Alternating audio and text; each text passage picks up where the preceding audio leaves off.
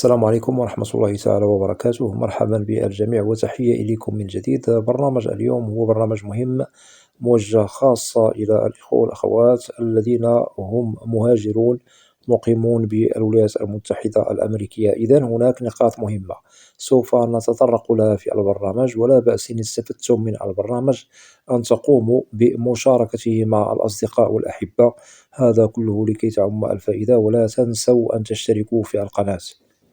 إذن بالنسبة للتحولات الاقتصادية على العموم في عهد الرئيس الجديد الأمريكي دونالد ترامب، المؤشرات والتوقعات هي تختلف وتطرح فيها أسئلة مختلفة، سواء لدى المهاجر المقيم بأمريكا إقامة قانونية، وسواء هذا المهاجر أجير أن يعمل مثلا في شركة أو معمل أو في مختلف الأعمال التي تقدم للمهاجر أجرا أو راتبا ماديا. ونحسب هذا المهاجر على المهاجرين الذين هم مهاجرون من القدماء والمهاجرين الجدد.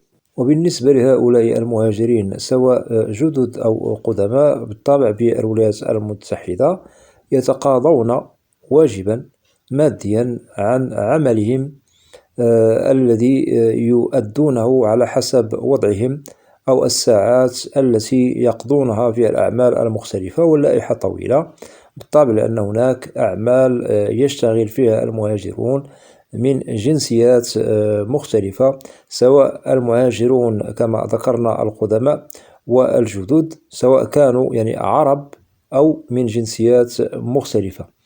إذن هنا ذكرنا لكم المهاجرين الذين يشتغلون لدى أرباب العمل بالولايات المتحدة، وبالطبع كما ذكرنا وأكدنا يتقاضون رواتب من عملهم.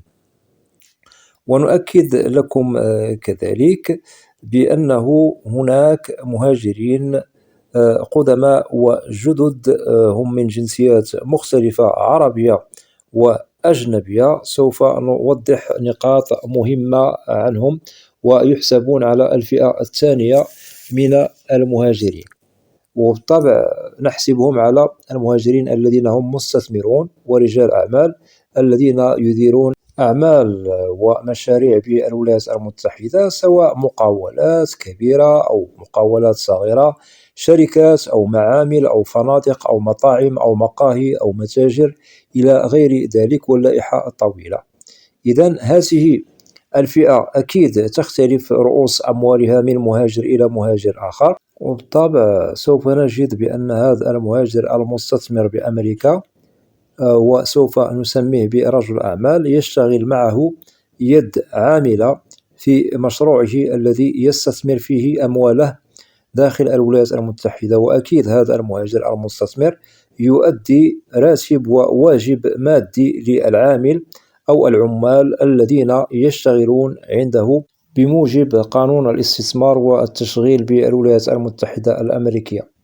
إذن المستثمر يستفيد من استثماره داخل الولايات المتحدة، يربح أموال، ويفيد المهاجر من العمال الأجراء عنده، لأنه يدفع لهم أجرا أو راتبا على حسب الساعات التي يشتغلها يعني العاملون لدى هذا المشغل. وأكيد الرواتب والأجور تختلف من عمل لآخر. هناك أعمال يتقاضى فيها العامل بالولايات المتحدة راتبا كبيرا على حسب الساعات، وهناك بعض الأعمال ممكن أنه يتقاضى العامل أجرا أقل، وهذا عائد لنوع العمل الذي يشتغل فيه العامل المهاجر بالولايات المتحدة الأمريكية. ونؤكد بأن المستثمرين من المهاجرين هم من مختلف الجنسيات بالولايات المتحدة، وبالطبع هم كثر والمشاريع هي مختلفة. وللذكر الجالية العربية لها صيت ومكانة مهمة في موقع التجارة والاستثمار والأعمال بالولايات المتحدة، والجنسيات العربية هي مختلفة نذكرها لكم كتقريب. هناك جنسية سعودية، قطرية، إماراتية، يمنية، مصرية، مغربية، جزائرية ولبنانية، واللائحة طويلة، لأنه هناك جنسيات عربية مهاجرة من بلدان عربية بالولايات المتحدة، سواء من المهاجرين القدماء أو المهاجرين الجدد. بالطبع هي تدخل في حسابات رجال الأعمال والمستثمرين المهاجرين الذين دخلوا إلى الولايات المتحدة الأمريكية بالطبع بصفة قانونية لاستثمار أموالهم، وبالطبع لإدارة يعني شؤون المقاولات أو الشركات وإلى غير ذلك من المشاريع المهمة التي يشتغل فيها المهاجرون بأمريكا. إذن بعدما وضحنا لكم الفئات من المهاجرون بالولايات المتحدة، والتي تنقسم إلى فئتين اثنين: هناك مهاجرين عاديين كما ذكرنا في بداية البرنامج. بالطبع هؤلاء هم مهاجرون يتقاضون رواتب من عملهم وهم محسوبون على العامل الأجير بأمريكا. أما الفئة الثانية فهي محسوبة على المهاجرين المستثمرين أو رجال الأعمال الذين يسيرون مشاريعهم المختلفة ويشتغلون معهم عمال تدفع لهم رواتب مقابل عملهم. هذا هو الاختلاف بين فئات المهاجرين المقيمين بالولايات المتحدة، حيث مسار الدخل المادي الذي هو متعلق بكل فئة على حسب وضعها والدور الذي تساهم فيه لتحريك الاقتصاد الأمريكي. إذن نبدأ نتعمق في الفئات الاثنان من المهاجرين بالولايات المتحدة الأمريكية ودورها الاقتصادي الذي تعتمد عليه أمريكا بدرجة كبيرة، وهذا لتحريك الاقتصاد ولانتعاشه. العائد بالطبع للمهاجرين والفئات التي ذكرنا، وهذا بالطبع يجعل سلم مسار الاقتصاد الأمريكي مستقرا منظما، لأنه كما يعرف الجميع الولايات المتحدة الأمريكية تعتمد بشكل كبير على اليد العاملة وعلى المهاجر. بالطبع يدخل لها سنويا كما هائلا من المهاجرين من مختلف الجنسيات، ونؤكد على الذين يدخلون بصفة قانونية. وهذا الكم الهائل أو العالي والكثير من المهاجرين تستفيد منه الولايات المتحدة، لأن هناك من يعمل لدى أرباب الأعمال ويساهم في الاقتصاد الأمريكي، وهناك من يستثمر أمواله داخل أمريكا كذلك يساهم في انتعاش الاقتصاد الأمريكي. إذن بعدما وضحنا كل ما هو يتعلق بالفئات من المهاجرين بالولايات المتحدة ومساهمتهم في انتعاش وتحسين الاقتصاد الأمريكي، ننتقل إلى لب وفحوى بيت القصيد. نعود إلى الرئيس الحالي دونالد ترامب الذي كانت له سابقة لحكم الولايات المتحدة، وقد تولى الحكم من جديد بعد حكم الرئيس السابق جو بايدن. إذن هنا نؤكد بأن ترامب وعد بأنه سوف يحسن الاقتصاد الأمريكي، وأكد بأنه سوف يصلح ما أفسده الحزب الديمقراطي بقيادة الرئيس السابق جو بايدن، وهذا على حسب قوله بأنه الاقتصاد الأمريكي قد تدهور وحصل فيه الخلل. ويعتمد الرئيس ترامب حاليا على مستشارين اقتصاديين لإصلاح ما قد سبق من اختلال في الاقتصاد الأمريكي، مما أدى إلى مشاكل اقتصادية داخلية داخل الولايات المتحدة وخارجها. وأكيد الاقتصاد الأمريكي تدخل فيه كل ما هو متعلق بالأعمال والاستثمار والتجارة، وكذلك هناك استيراد وتصدير زائد المعيشة برمتها داخل الولايات المتحدة. كذلك تطرق ترامب إلى نقاط مهمة تتعلق بالضرائب بالولايات المتحدة الأمريكية، وكذلك انتقل إلى الاقتصاد الخارجي الذي دقق عليه بشكل استراتيجي، لأنه ينعش الاقتصاد الداخلي داخل الولايات المتحدة الأمريكية، وهو الذي يوفر العيش المستقر الكريم. ونؤكد كذلك ترامب أشار إلى العمل على تخفيض الضرائب وتدبير الشأن المهم المتعلق بالتجارة العالمية، والمناخ، وكذلك أكد على زيادة تدبير شؤون البنية التحتية الأمريكية، هذا للإنفاق عليها من مال الدولة. ونؤكد بأن سياسة ترامب لتدبير الشأن الاقتصادي الأمريكي، إذا أردنا أن نقارنها بالسياسة السابقة لدى ترامب عندما حكم الولايات المتحدة، لا يفرق عن السياسة السابقة بالطبع التي كانت في عهدة حكمه قبل الرئيس السابق جو بايدن عن الحزب الديمقراطي. وبالتالي السياسة السابقة لترامب بالطبع سابقا هي نفسها التي سوف تطبق على أرض الواقع، وسوف يتبين لكم هذا مع الأيام المقبلة. ونؤكد بأنه سوف تتغير بعض الأشياء المدرجة والمجدولة لدى الرئيس الجديد دونالد ترامب في سياسته الاقتصادية فقط لا غير، ومرتقب التوصيات والقرارات يشتغل عليها ترامب على قدم وساق، وبالطبع هذا بتنسيق بين الرئيس ترامب والوزارة المعنية بالاقتصاد الأمريكي. ولا ننسى بأن هناك وزارات أخرى تدخل في اللائحة والاجتماعات لكي تتشكل منظومة اقتصادية متوافقة لتدبير شؤون كل ما هو يستوجب الإصلاح والمراجعة الاقتصادية، سواء داخليا بالولايات المتحدة، وكذلك سوف يشتغل على نقاط مهمة مدرجة بالطبع في جدول مخطط الرئيس ترامب، والذي يتعلق بالسياسة الاقتصادية الخارجية، من بينها كما ذكرنا الأعمال والاستثمار والتجارة وتبادل المشاريع والصفقات الضخمة ما بين الولايات المتحدة والبلدان الشريكة مع الولايات المتحدة الأمريكية بالطبع في الاقتصاد المتبادل. أتمنى أن تكون هذه النقاط واضحة.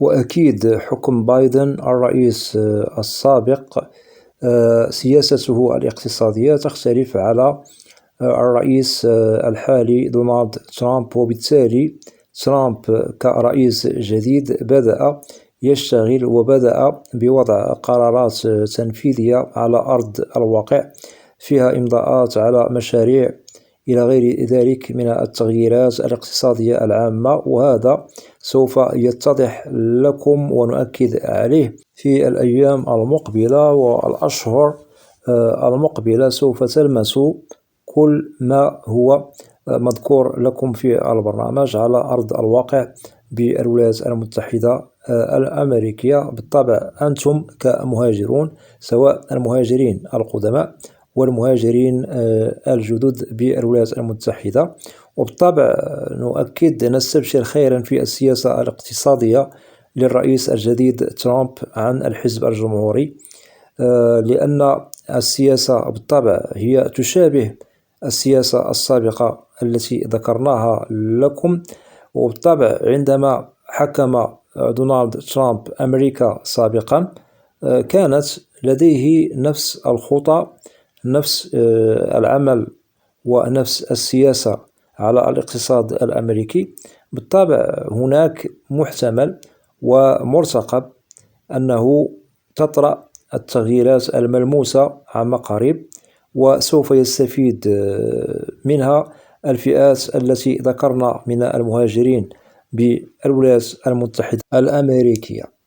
إذن بالنسبة للمهاجرين الذين يبحثون على إصلاحات ومستجدات اقتصادية بالولايات المتحدة، أكيد الغالبية منكم سؤالهم عن المعيشة برمتها وعن الأجور والدخل إلى غير ذلك. نؤكد لمن هم مهاجرين قدماء، أنتم تعرفون سياسة ترامب سابقا هي نفسها الحالية، فقط هناك تغييرات جديدة في طور الاشتغال عليها وسوف تنفذ على أرض الواقع قريبا. أما بالنسبة للمهاجرين الجدد فالسياسة الحالية لترامب اقتصاديا ممكن تخدم مسار هجرتكم كمهاجرين جدد. وأكيد كل رئيس أمريكي لا يدوم في مقعده وحكمه، لأن هناك سنوات تمر بعد الحكم وتأتي بعد الانتخابات الرئاسية من جديد.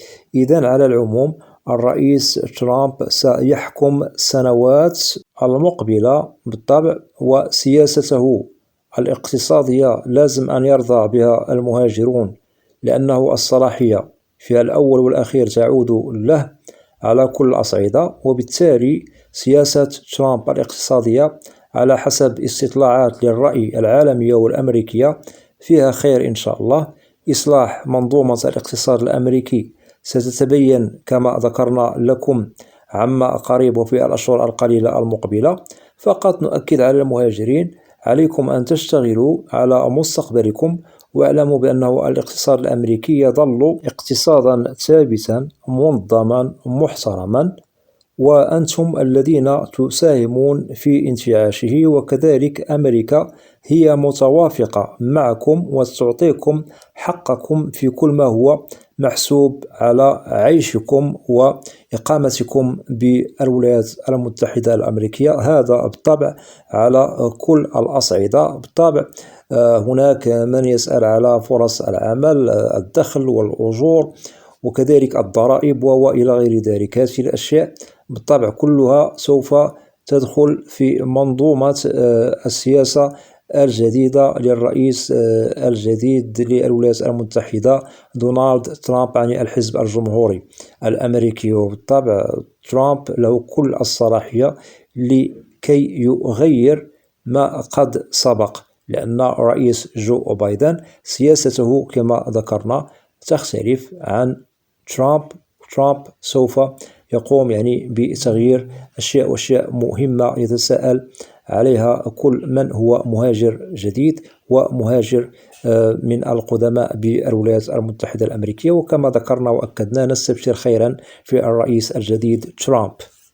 إذن للخلاصة، رسالتي إلى المهاجرين بالولايات المتحدة الأمريكية: سواء كنت عازبا أو متزوجا، لديك أبناء أو ليس لديك أبناء، فأنتم معنيون إن شاء الله بالاستفادة من الاقتصاد والسياسة الجديدة التي سوف تطبق على أرض الواقع داخل الولايات المتحدة الأمريكية. سواء كنت مستثمرا لديك مشاريع بالولايات المتحدة الأمريكية، أو أنك مهاجر عادي بالطبع تتقاضى راتبا من عملك بالولايات المتحدة، فإن شاء الله أنتم معنيون جميعكم بالاستفادة من حقكم في السياسة الاقتصادية الجديدة المرتقبة، والتي سوف تطبق على أرض الواقع عما قريب كما ذكرنا في عهد حكم الرئيس الجديد للولايات المتحدة دونالد ترامب. ونتمنى لكم جميعا بحقوقكم مكتملة، سواء أنتم مهاجرون لديكم إقامة جرين كارد أو معكم جرين كارد مع الجنسية الأمريكية. أتمنى لكم كل التوفيق، ونتمنى لكم إقامة محترمة، وبالله التوفيق للجميع. وفي حالة أنه لديكم أسئلة تتعلق ببرنامج اليوم أو أي برنامج في القناة، فلا بأس أن تقوموا بوضع تعاليق كأسئلة عبر القناة، وسوف تجدوا الإجابة عبر البرنامج المعروف في القناة، برنامج أسئلة وأجوبة، لأنني لا أستثني منكم أحدا. وأتمنى للإخوة والأخوات الذين لا زالوا لم يشتركوا في القناة، أدعوكم للاشتراك في القناة وتفعيل زر الجرس ليصل إليكم كل جديد. ولا تنسوا أن تدعمونا دائما باللايك لكي نصل إلى أكبر نسبة من المشاهدة. وبالنسبة للقناة محتواها كامل وشامل عن الهجرة والمهاجر إلى الولايات المتحدة الأمريكية بشكل عام وكتعريف. وأود أن أشكر جزيل الشكر كل الإخوة والأخوات الذين يقومون بوضع تعاليق محترمة. مرحب بكم جميعا بأسمائكم، وإلى لقاء قريب بإذن الله، والسلام عليكم ورحمة الله تعالى وبركاته.